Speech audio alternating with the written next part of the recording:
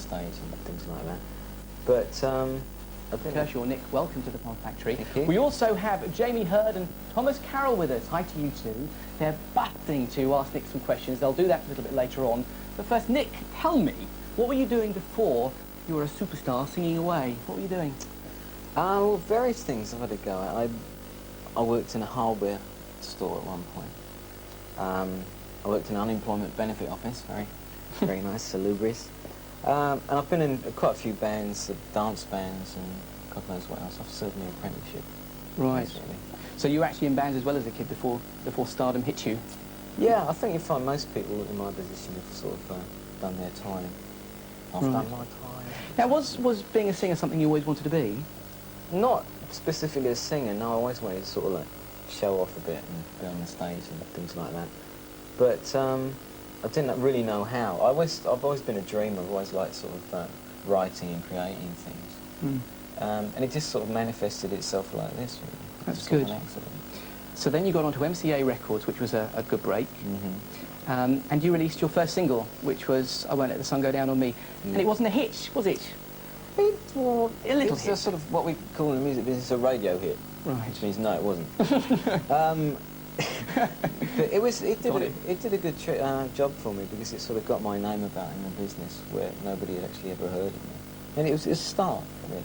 Was it disappointing that it wasn't a hit? Not really, because it did the job that was designed for it, and everybody had great hopes for the second one. Right. Now, Wouldn't It Be Good was a record that you released right after that, and that was a massive hit. Does that hold fond memories for you? Yeah, it was a very exciting time. It was a very bewildering time in places as well. It got rather swept away with things, but yeah, I have quite fond memories of it. All right, well, let's have a look at the video right now.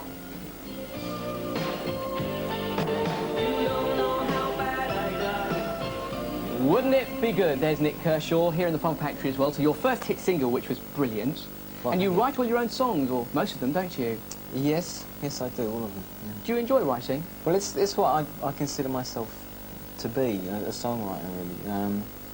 Everything else is in addition to that. I just happen to perform my own songs, but that's my main thing. Right, now we have Jamie and Thomas with us right now, who are desperate to ask a question. So, Thomas, do you want to ask the first question then? What is your favourite pop singer, not including yourself? My favourite pop singer, not including myself? What? There's quite a few people I admire in the business. There's Peter Gabriel. I think he's great. Let me think. There's lots of good stuff. I like Bon Jovi. I've got a thing about Bon Jovi at the moment. They're great. Right. There's lots of people. I don't want to start a list because I'm bound to miss people out. I don't like missing people out. Jamie, is there a question you'd like to ask? How do you start a band off? How do you start a band off? Well, I've always been in the lucky position of being asked to join bands. I haven't really had to go out and find them that much. The only time I had to find a band of my own was when we just recorded the first album, and I had to find a band to tour with for the first tour, and that was advertising in newspapers and friends of friends and things like that. Basically, the best way if you're really interested in getting into it is just take an interest in the music and get together with your friends and just enjoy it, have fun first of all. Right. And you do a lot of touring, don't you, which you must enjoy? Yeah, I do. I've never enjoyed the prospect of actually touring because most of the hard work goes on before a tour, like rehearsals and programming computers and God knows what else to actually do the tour.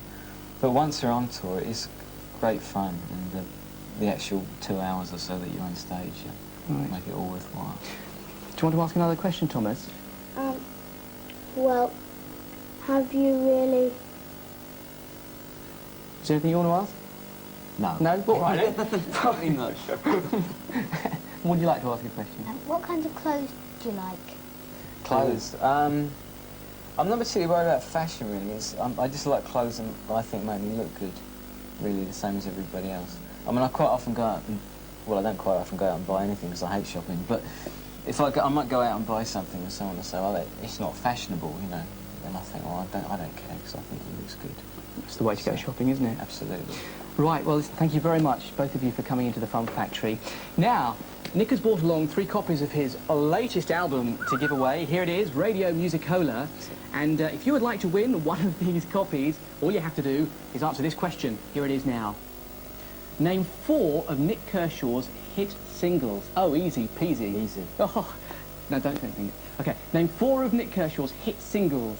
Write your answers down on a postcard along with your name, age and your address. So that's your name, age and address with your answers on a postcard, and then send them to the Nik Kershaw Quiz, Fun Factory, London, W1A 2JN UK. So that's Nik Kershaw Quiz, Fun Factory, PO Box 2JN, London, W1A UK.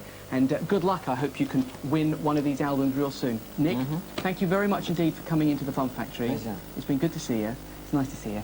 And by the way, we need your answer in by the 17th of March. But on the Fun Factory right now, it's time for Barrier Reef.